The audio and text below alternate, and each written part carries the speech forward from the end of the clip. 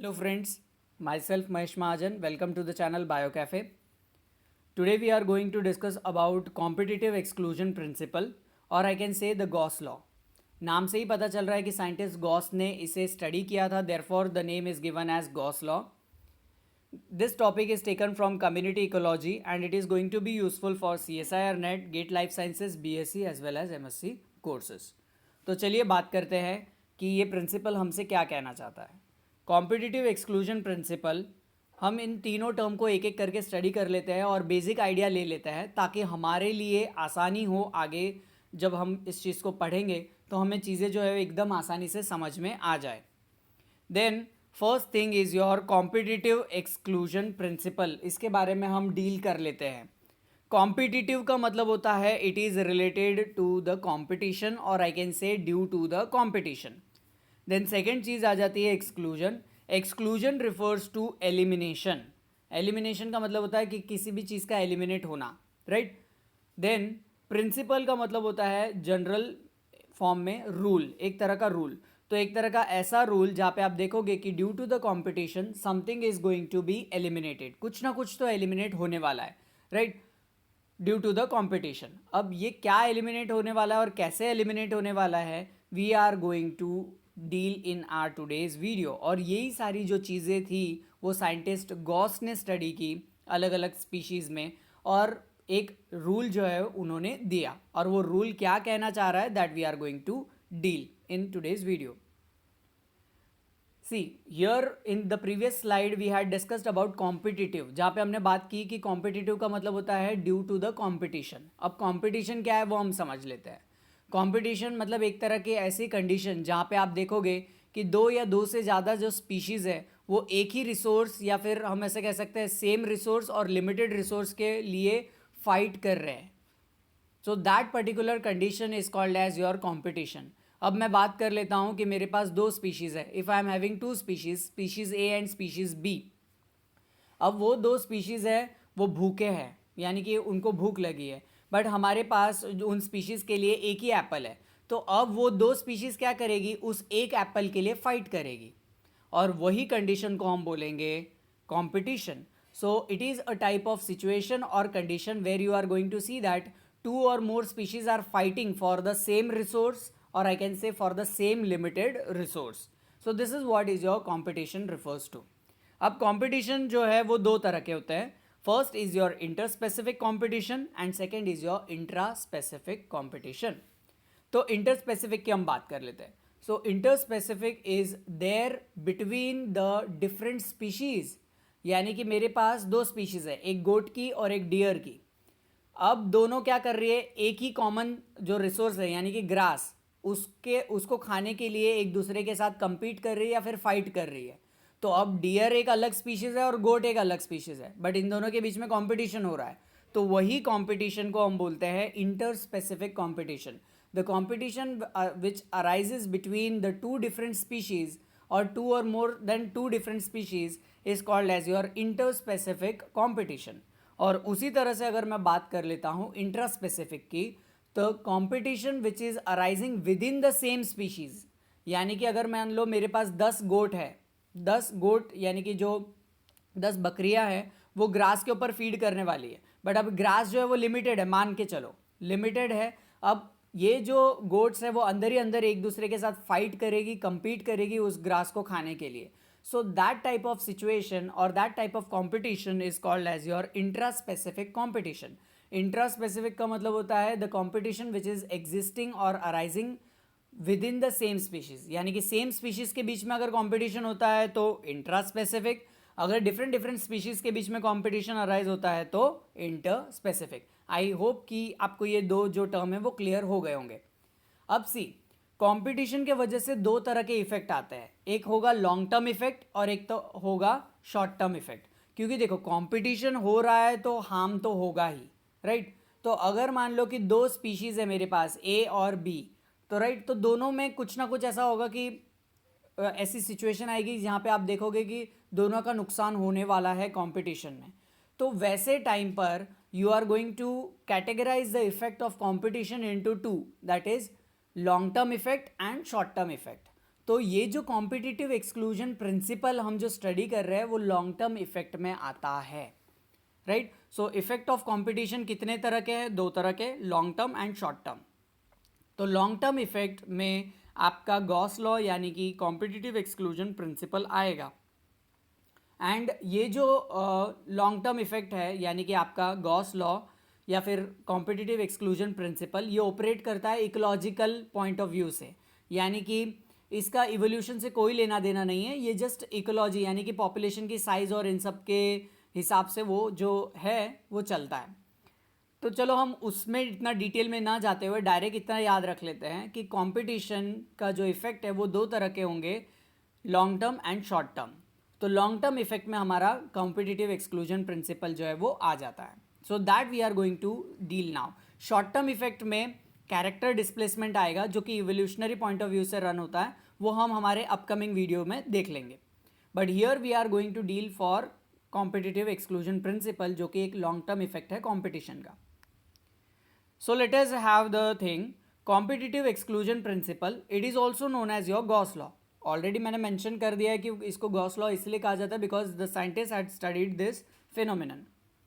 C what this principle tries to say, ये कहना क्या चाहता है? It states that 2 species competing for the same limited resources और limited resource cannot coexist। यानी कि अगर मान लो मेरे पास 2 स्पीशीज़ है और वो 2 स्पीशीज़ compete कर रही है एक दूसरे के साथ सेम लिमिटेड रिसोर्स के लिए, तो वो दोनों का कोएग्जिस्टेंस पॉसिबल नहीं है, वो दोनों एक साथ कोएग्जिस्ट कर ही नहीं सकते हैं एज पर गॉस लॉ। ठीक है, तो गॉस लॉ कहना क्या चाह रहा है? इट स्टेट्स दैट 2 स्पीशीज़ जो कि compete करती है सेम लिमिटेड रिसोर्स के लिए, दे कैन नॉट कोएग्जिस्ट, वो दोनों एक साथ कोएग्जिस्ट नहीं कर सकते। तो उस टाइम पे सिचुएशन कैसे आएगी? अनस्टेबल यानी कि अनस्टेबल कोएग्जिस्टेंस हो जाएगा, यानी कि एक स्पीशीज़ है ऐसा हो सकता है पॉसिबल कि जीत जाएगा और एक स्पीशीज़ जो है वो हार जाएगा। अब जीतना हारना कौन से बेसिस पे होता है? It is dependent upon the strength, यानी कि कौन कितना ताकतवर है उसके ऊपर है, राइट। तो ताकतवर किस टर्म्स में कि हेल्दी हो सकता है या फिर वो कुछ स्ट्रैटेजी लगा रहा है, तो इस हिसाब से वो जीत सकता है। So that particular thing will make that individual to win, और जीतने के बाद वो उस रिसोर्स को हासिल कर सकता है, राइट। तो ये चीज़ को अगर आप देखते हो कि 2 स्पीशीज़ जब एक ही पर्टिकुलर यानी कि सेम लिमिटेड रिसोर्स के लिए compete करेंगे तो दोनों एक साथ कोएग्जिस्ट नहीं कर सकते हैं, उस टाइम पे आप देखोगे कि अनस्टेबल कोएग्जिस्टेंस आ जाता है। तो आई होप कि आपको ये जो स्टेटमेंट है वो क्लियर हो गया होगा। Once again I am reading this. It states that 2 species competing for the same limited resource can not coexist. ये आपको बहुत अच्छे से ध्यान रख लेना है बिकॉज इसमें से क्वेश्चन आते हैं। नाउ जो गॉस है साइंटिस्ट, उन्होंने ये चीज़ पैरामीशियम की स्पीशीज़ में जो है वो स्टडी की थी। What he had done is, चलो हम एक्सपेरिमेंट के थ्रू ही देख लेते हैं, यानी कि उन्होंने जो कैरी आउट किया था उसमें क्या चीज़ें थी। So the 2 species which were there, एक थी पैरामीशियम ओरेलिया एंड एक थी पैरामीशियम कोडेटम। ये दोनों स्पीशीज़ जो है वो एक्सपेरिमेंट के लिए यूज़ की गई, right. Now there were 2 situations, 2 अलग अलग तरह के सिचुएशन थे। पहली जो सिचुएशन थी वहाँ पे क्या हुआ था कि गॉस ने इन दोनों स्पीशीज़ को अलग अलग ग्रोथ मीडियम में ग्रो किया। सेकेंड सिचुएशन ऐसी थी कि गॉस ने इन दोनों स्पीशीज़ को एक ही कल्चर मीडियम में ग्रो कर दिया।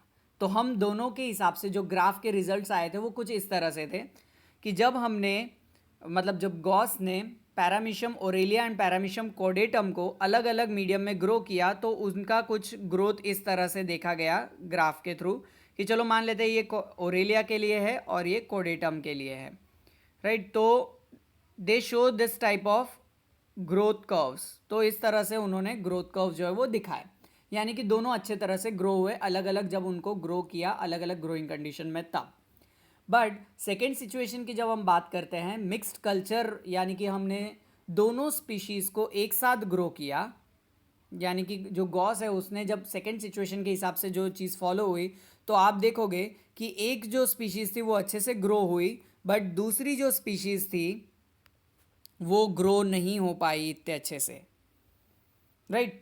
तो here from this figure you can understand that कि एक स्पीशीज़ अच्छे से ग्रो हुई, एक स्पीशीज़ अच्छे से ग्रो नहीं हो पाई। क्यों? क्योंकि उस पर्टिकुलर सिचुएशन में, यानी कि सेकेंड सिचुएशन में आप देख रहे हो कि जो कंडीशन कैसी थी, मिक्स्ड कंडीशन थी, यानी कि दोनों स्पीशीज़ को एक साथ ही ग्रो किया गया, और वहाँ पे रिसोर्स कैसे हो गए उस टाइम पे, लिमिटेड हो गए, और रिसोर्स सेम थे, राइट? जिसके वजह से उनको ग्रो होना था, वो रिसोर्स कैसे थे, लिमिटेड और सेम। तो इसमें से जो स्पीशीज़ स्ट्रॉन्गर थी, वो उसने क्या किया, वो सारे न्यूट्रिएंट अपने अंदर ले लिए ग्रो होने के लिए, और दूसरे स्पीशीज़ को पास कुछ बचा ही नहीं, यानी कि वो स्पीशीज़ वैसे ही वीक साबित हो गई। तो इससे क्या हुआ, हियर जो एक्सपेरिमेंट था उसमें देखा गया कि ओरेलिया जो स्पीशीज़ थी वो अच्छे से ग्रो हुई, बट कोडेटम जो स्पीशीज़ थी वो अच्छे से ग्रो नहीं हो पाई।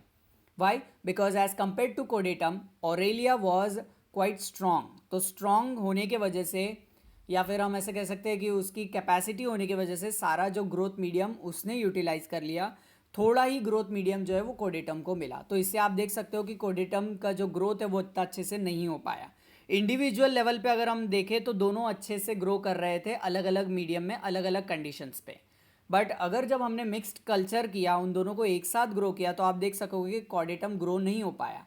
तो इसी से गॉस यहाँ पर ये कहना चाहते थे कि अगर मान लो कि कोई भी दो स्पीशीज़ है और वो सेम और लिमिटेड रिसोर्स के ऊपर अगर compete करती है एक दूसरे के साथ, तो वहाँ पर वो दोनों एक साथ को एग्जिस्ट नहीं कर पाएगी। जो स्ट्रॉन्ग स्पीशीज़ है वो अच्छे से मतलब रिसोर्सेज का यूज़ ले लेगी, बट जो वीकर है वो एलिमिनेट हो जाएगी। तो गॉस का कहना यही था कि कंपटीशन के वजह से जो वीकर स्पीशीज़ है वो एलिमिनेट हो जाती है, और जो स्ट्रॉन्गर है वो जीत जाती है।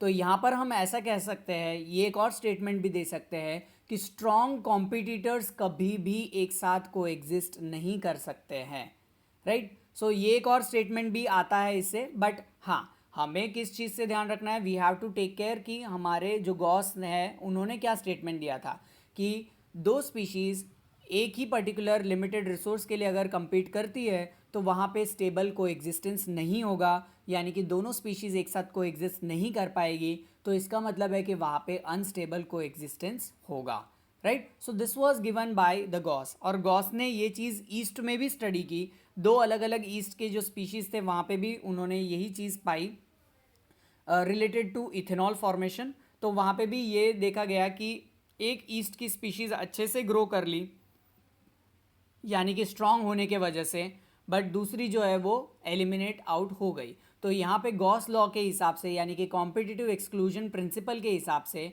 ड्यू टू द कॉम्पिटिशन, जो वीकर वाली स्पीशीज़ है, यानी कि जो वीक स्पीशीज़ है, वो टाइम के साथ एलिमिनेट हो जाती है as per the Gause. This was about your Gause law. I hope कि आपको ये जो चीज़ें हैं वो समझ में आ गई होगी। Thank you so much, and if you had like this video please hit the like button. अगर आपको कोई डाउट है then you can ask me in the comment box. Do share and subscribe. Thank you.